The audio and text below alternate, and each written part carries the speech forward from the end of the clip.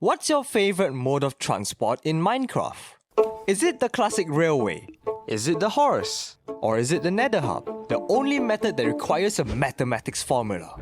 There are several methods of getting from point A to point B in your world, and all of them have their own ups and downs. But if you've been playing the game for a long enough time, you've punched your first tree, you've explored the Nether, and you went far enough into the game to defeat the Ender Dragon, there's a really high chance that you've experienced what it's like to travel with an Elytra.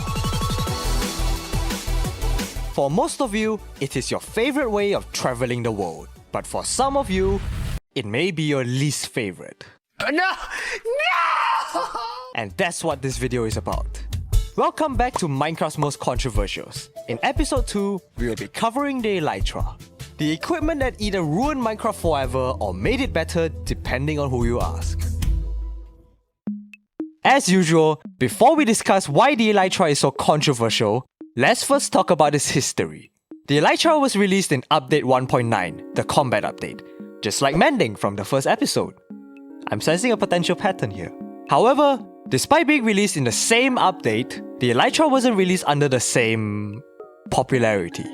You see, Mending was released as a rare enchantment, but it was released overpowered as hell and quickly skyrocketed to be the best enchantment. It was so good, it remained pretty much unchanged throughout most of its lifetime.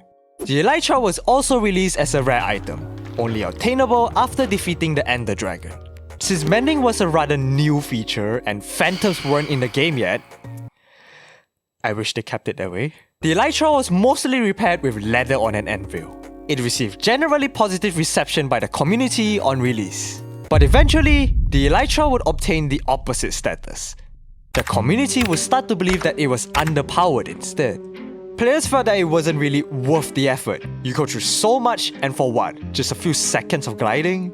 For an item that you get after beating the game, it was very underwhelming. And it wasn't even going to last. The Elytra had a pretty weak durability, and players felt like they broke far too quickly to be useful. At worst, the Elytra was a complete waste of time for something you will never use. And at best, the Elytra was a glorified feather falling boots, preventing you from ever taking fall damage. Most of the time, that is. You see, Mojang released the Elytra primarily for us to glide to safety. They didn't really release it with the intention of letting the player fly per se. To propel or keep yourself in the air with an Elytra, you had to do a weak attack from a bow with a punch through enchantment. By doing a light tap on your bow, you shoot the arrow as close to you as possible. The Elytra's wider hitbox will make you travel past the arrow slightly, just enough for the game to let the arrow hit you. You are using the knockback from being hit by your own arrows to give yourself a boost, hurting yourself just to travel a few extra distances. But this all seems like a simple feature with a simple history, right? It made you glide safely to the ground, but you could make yourself fly if you had the skill and patience for it. So how did it become so controversial over the game's lifespan? Well, let's explore the arguments for and against the Elytra as a feature. Despite the Elytra's rough start, it would eventually end up in a similar fashion to Mending. Anti-Elytra argument 1, it's overpowered. Or rather, it became overpowered. In update 1.11.1, the Elytra was buffed. You could now propel yourself to the skies and continue flying with firework rockets rather than shooting yourself with arrows. Firework rockets were an easier and much more reliable method of traveling with an Elytra. And you didn't need to calculate the velocities and vectors and angles of trajectories of how to shoot yourself with arrows to continue flying. Flying with an Elytra was as easy as double-clicking your spacebar and then pressing the right click in the direction you wanted to go. This skyrocketed the popularity of Elytra. To say that it became one of the most useful items in Minecraft would be a massive understatement. And just like Mending, you kind of just used it for everything. Do you need to look for a swamp biome because you need to kill some slime for sticky piston contraptions? The Elytra works best. Do you need to build a house? But the building materials are over there in that chest. The Elytra gets the job done. Do you have a lot of farms that are all far from each other and you need the best method to travel quickly between them? You can just get an Elytra. Before the buffs, it was a calculated risk to pick your Elytra over a chest plate. And now, it was a no-brainer. The Elytra all the way. It's good, a bit too good in fact. We use it for too many things. Kinda like the like button. It's so good because it very reliably tells me if you're enjoying the video so far. However, the argument for the people on the pro Elytra side is that the Elytra is an endgame equipment. To obtain the Elytra, you first have to play through hours of the game to obtain Ender Pearls and Blaze Rods to create Eyes of Ender. Then spend another hour finding the end portal in the overworld. After that, you have to end racism, defeat the Ender Dragon. And then and only then, can you spend another hour finding an end city. By the way, you have to find an end city that has an end ship. If you find an end city without an end ship, you get to spend more time finding more end cities. After fighting away through the shulkers and passing through a parkour course that literally everyone just levitates through, you finally, after everything, get one Elytra. But wait, my friend! Did you remember to make firework rockets before you got here? No? Well, then, my friend. Now you have to do an escape mission. There are plenty of ways you can lose the Elytra on the way back. You could throw a bad Ender Pearl and end up falling into the void. You could lose your bearings, forget the way back, and then succumbing to despair. Or worst of all, you could have this happening to you.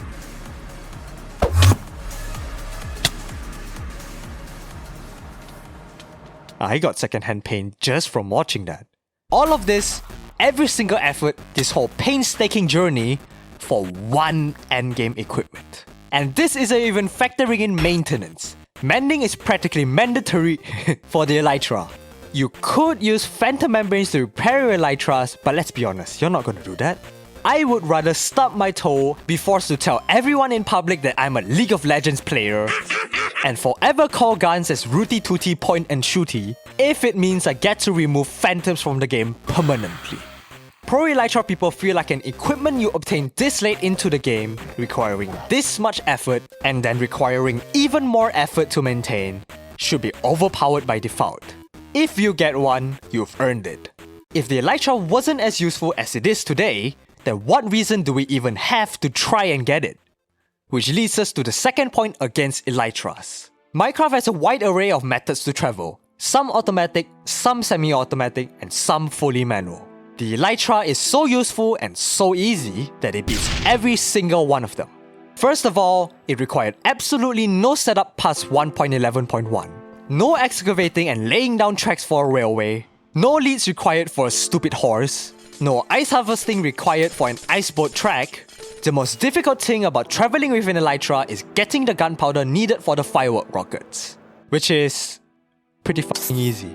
The Elytra also worked anywhere, and with a few exceptions, the Elytra was just better, faster, and stronger than all of the methods listed.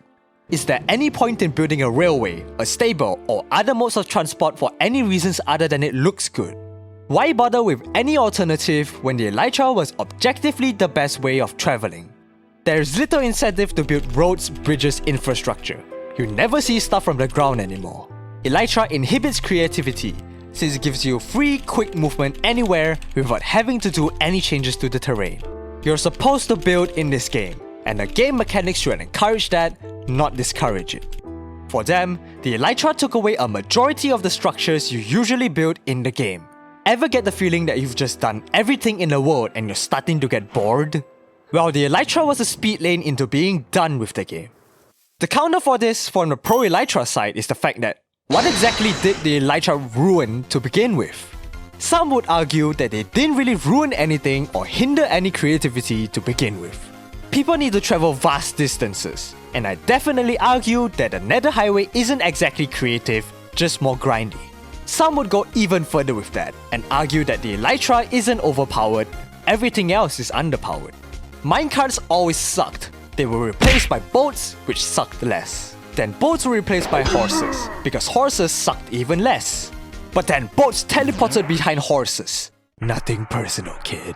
And boats replaced the horses who replaced boats in the form of ice boats, when they stopped breaking like the fragile mental stability of a college student on finals.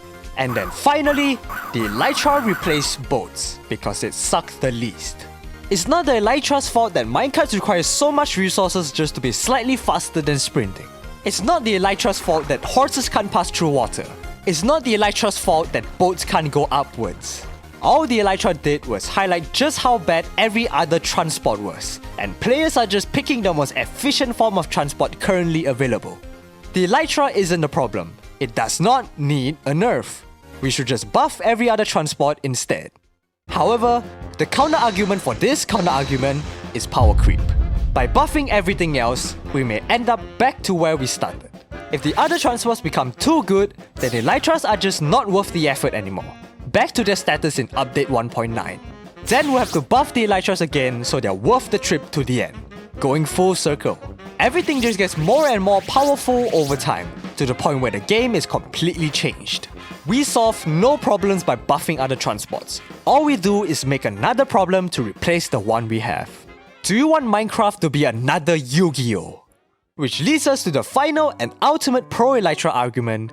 Those that don't like it currently can just don't use it. Let's be real here. What's the solution to the Elytra? The only other option is to nerf the Elytra itself, but that's a dangerous move.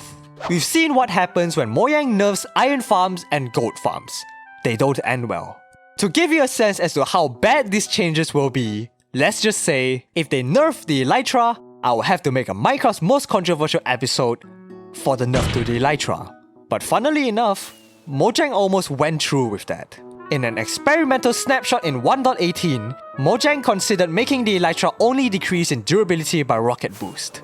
They also considered nerfing rocket boost and making the Elytra break permanently like the rest of our equipment.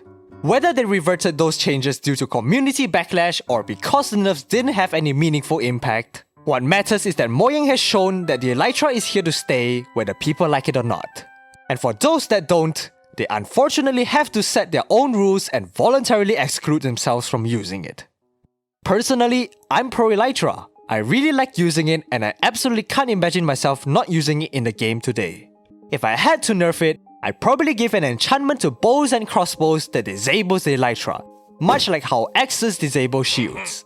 This opens rooms for counters against the Elytra, and it makes Elytras vulnerable to skeletons and pillagers, while also opening room for skill expression in PvP. Those that are good with their aim can reliably defeat other players with an Elytra. I also think that the problem isn't the Elytra itself, it's the fact that the anvil repair system sucks and we're forced to use mending by default.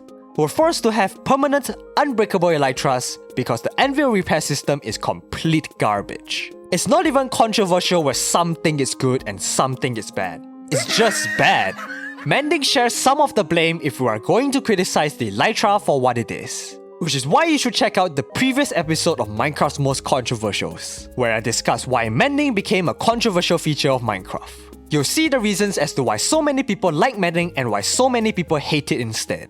That'll give you an idea as to why mending may actually be the root cause for all of Elytra's controversies. I'll see you there.